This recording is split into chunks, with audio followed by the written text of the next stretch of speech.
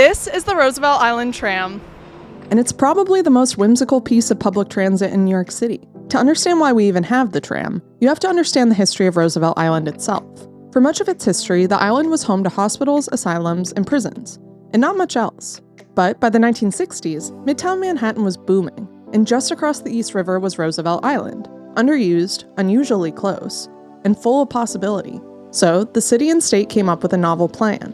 In 1969, the city leased the island to the New York State Urban Development Corporation for 99 years, setting the stage for a new residential community. The plan was to build housing on the island, supported by a future subway stop on the planned 63rd Street line. But without that subway, Roosevelt Island was actually pretty hard to reach. The Queensboro Bridge had crossed over the island since 1909, but it didn't exactly make access easy.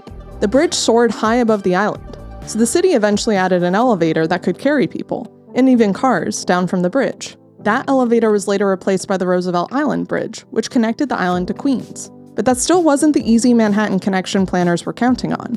So, faced with years of delays to the promised subway station, officials pitched a new idea: a tram.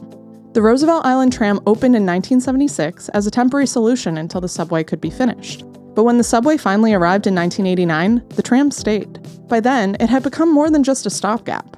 It was useful, beloved, and unusually accessible at a time when many subway stations were still not. But after decades of service, the original tram was starting to show its age.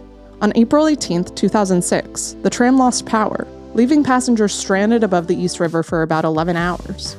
So, in 2010, the original system was replaced with a new one, which has continued to soar over the East River ever since. Today, the tram is still one of the strangest and most delightful ways to get around New York City. So what do you think? Do you like taking the tram? And should the city build more whimsical forms of transit?